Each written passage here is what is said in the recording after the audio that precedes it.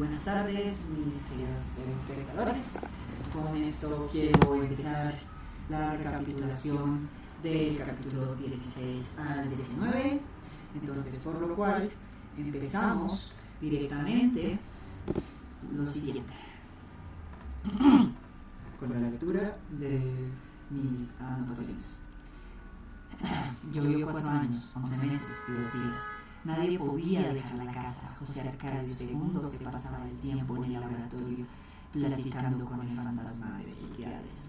Y absorto en los pergaminos, Aureliano II esperaba que escampara para ir a casa de Petra. Después de un tiempo, la comida empezó a escasear. Fernanda exigía a sus maridos que salieran en busca de víveres.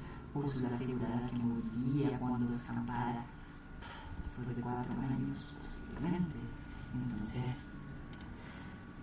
fue necesario excavar canales. Esos días murió el coronel Gerimino Márquez y su sepelio se vio arruinado por la lluvia. Úrsula se asomó a la ventana para despedirse de él. Aureliano II va a casa de Petra Cortés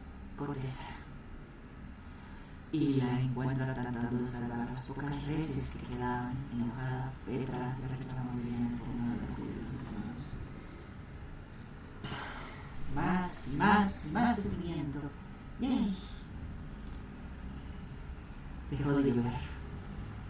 Capítulo 17, acaba de parar. Dejó de llover y Úrsula se dedicó a restaurar la casa. Aureliano tomó sus baúles y regresó a casa de Petracotes. José María II seguía estudiando los pergaminos. Con la restauración de la casa, Úrsula se llenó de recuerdos y se esforzó por cumplir la promesa de morir. La mujer, ya en sus últimos días, regresó el tiempo en su memoria y nuevos descendientes los confundía con los primeros. Rebeca murió a finales de año y Aureliano II se hizo cargo del entierro. Con el diluvio mágico parecía un pueblo fantasma. Cada estaba deshabilitado, todas las casas parecían caerse y solo mirarlas. Amaranta, Úrsula, la hija menor de Fernanda, se fue a estudiar el 9 de agosto. Arcadio II se murió mientras conversaba con su hermano gemelo. Pocas horas después, Aureliano II dejó de respirar cuando dormía en la cama de Fernanda. Petra Cortés intentó componer los botines con los que siempre había esperado morir. Con Fernanda le prohibió la entrada casi todos la entrada a la casa. Los enemigos fueron enterrados en los baúles iguales y volvieron a ser idénticos como en la niñez. El barajeo. Muerte tras muerte. Estos son los años y años, 20 años de sufrimiento para todo cubano. Sufrimiento y más sufrimiento.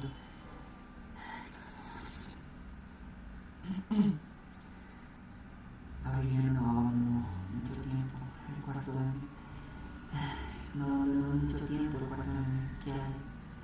Ya había empezado a traducir los pergaminos.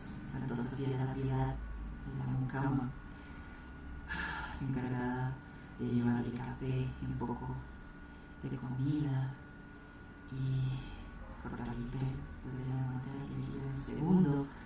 Fernanda se encargaba de mandar todos los días un canasto con víveres. Así humillaba a quien la había maltratado. Para Santa Sofía de la Piedad se vivían pocos habitantes en la casa, le permitía descansar. La casa se precipitó en una crisis de senilidad y estaba casi en ruinas. Santa Sofía de la Piedad, después de seguir trabajando,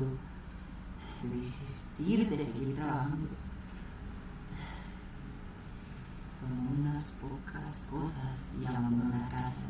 Aureliano con Fernanda pasaron 2 años y Fernanda empezó a disfrutar los recuerdos. Una mañana Aureliano la encontró tenida en su cuarto, vestida de reina. Aureliano se seguir estudiando, salió a la calle en busca de ciertos libros. Aureliano estaba consiguiendo traducir los pergaminos y empezó a disfrutar de ir a la librería. Esto es la caída del palacio de la verdadera familia que reina Juan, la caída del Castillo de Orden. Entonces, vamos a ver el capítulo 19 para deshacernos de la tristeza y de la muerte en un instante. Úrsula Amaranta regresó en diciembre, apareció sin previo aviso, con bellos vestidos, hermosos collares y con su esposo. El hombre con quien se había casado era mayor que ella, tenía una facha de navegante, de marino. Con Amaranta, Úrsula llegó a la felicidad, volvió a quedarse y estaba dedicada a la celebración de la casa. Aureliano se mantenía encerrado en el taller, absorto en los estudios. Amaranta, Úrsula, acabó con las hormigas, revivió las flores, abrió las puertas y las ventanas. Meme, qué horrible forma de vivir. La última generación tratando de reconstruir el pasado. Esto parece los dos hijos de la familia Oden, Momotaro y su hermana, de aspectos, la madre y esposa de la madre de los hermanos. Y ¿qué? La madre de los hermanos y esposa de Oden. Y cuál es la importancia de que Oden no se Oden sino se básicamente la identidad de Macondo. Macondo no sería Macondo sin la comida más importante. Tal vez el marrano. Macondo no sería Macondo sin el marrano.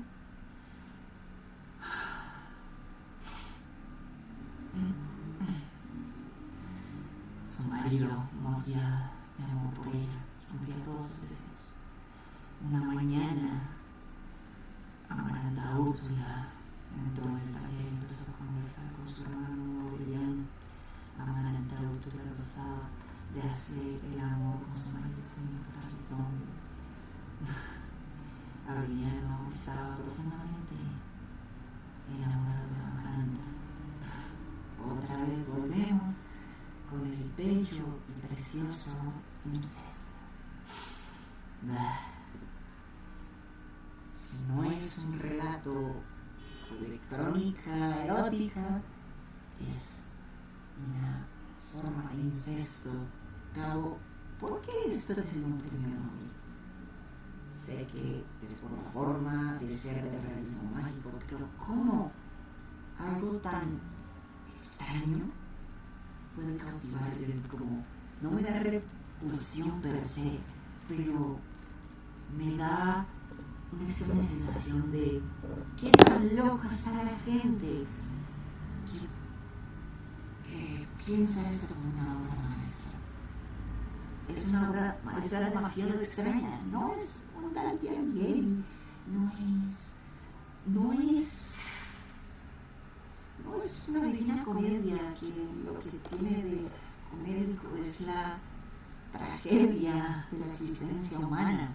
Entonces, cuestionando a Macondo como dónde se encuentra el mayor tesoro narrativo de la historia, dónde está lo verdaderamente mágico. Siento miedo de pensar e imaginar en todo lo que me dice Macondo y su autor. Tengo miedo de que esto se vuelva la peor locura narrativa que he conocido en mi vida.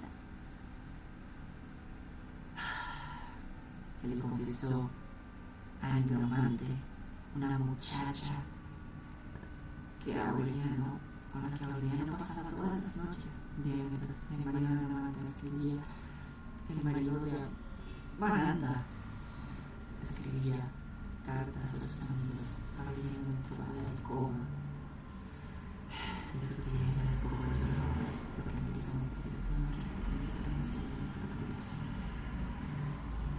qué el incesto? ¿Por qué el incesto es tan poco visto dentro de la historia?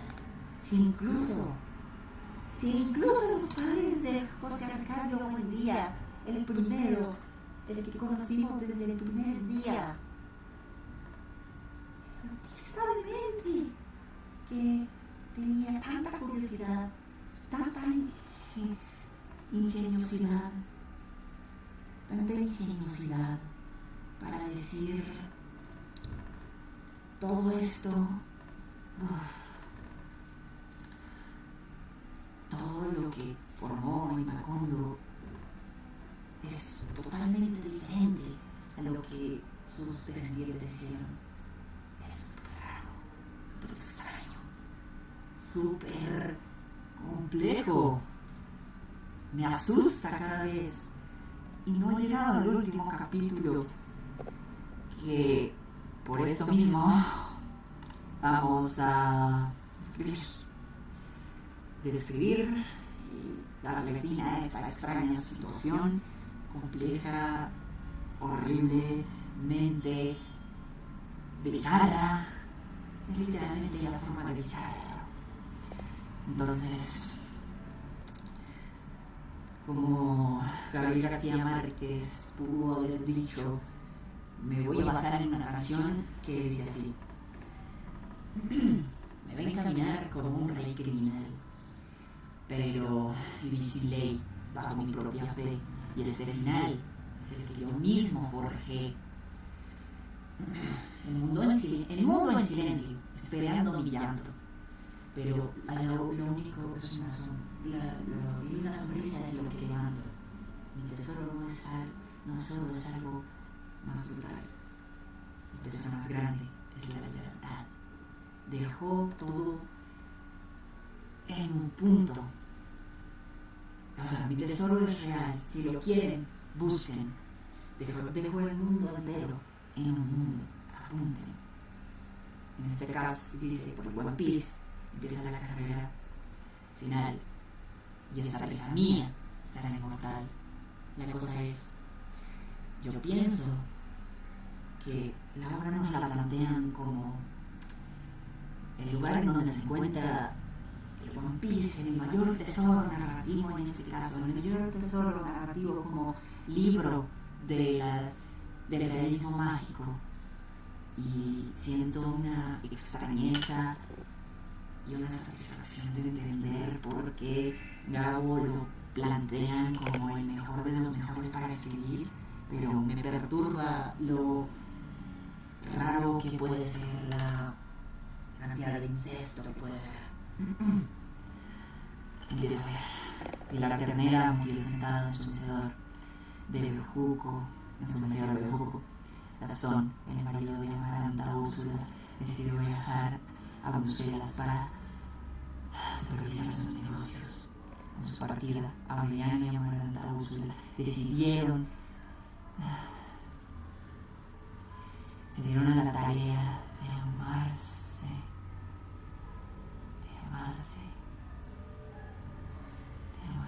mientras ella cantaba de placer. Aureliano se iba haciendo absorto y callado, porque su pasión era ensimismada. De pronto, Amaranta Úrsula recibió la noticia del regreso de Gastón. La mujer le respondió a la carta contándole de su amor por Aureliano y la sorpresa de ambos. Gastón los felicitó, les deseó lo mejor. La feliz pareja estaba esperando un hijo. Aureliano empezó a rascar su origen, pero no lo encontró. Nadie que lo ayudara. Amaranta Úrsula hacía collares de vértebras de pescados, pinas, pero nunca encontró quien lo comprara. El niño nació y lo llamaron Rodrigo. Después de cortarle el ombligo, le acomodaron a Cepos a limpiarlo. Ayudada por Aureliano, cuando lo voltearon boca abajo, descubrieron que tenía que desierto. La acomodaron y les dijo que podían cortársela cuando el niño madurara los dientes. Úrsula y Aureliano se quedaron tranquilos. Amaranta Úrsula estaba perdiendo mucha sangre después Smith murió, absorto en el dolor. Habían servido de su hijo hasta que mi Amanda, a la que dio para ayudarlo. Aureliana tuvo la revisión contra los pergaminos, la historia de sus vidas y el trazo de su destino. Aureliana descubrió que su familia había estado condenada a 100 años de soledad. ¿De soledad en qué sentido? 100 años de soledad en el sentido de que el pueblo se encontraba aislado. Nunca entenderé, en mi vida entenderé qué carajos se puede hacer. Ahora, ¿qué podemos hacer para reflexionar? Mi teoría en anteriores podcasts era que esos escritos eran como un poneglyph en One Piece, un registro de la historia real del mundo. Y este es el registro de la historia real de la familia Buendía, de la familia fundadora de Macondo. Me confunde, me pone mal y me parece extrañísimo. Es literalmente desde el momento en que todo se volvió tan próspero, cabía la posibilidad de que esto se volviera la mayor locura en este mundo. Se volvió próspero, hubo tanto incesto que al final se cumplieron los cantos y llegó el momento en el que un hijo tuviera deformaciones de nacimiento por el incesto. Al final se cumplieron los cantos y al final ese niño con la de cerdo nació, y todo es culpa de un solo progenitor, por esa aventura, esa locura que aún no puedo dejar de pensar que esos 100 años de soledad terminaron demasiado mal en una condena de una persona que era totalmente inocente, que simplemente en el último momento que nació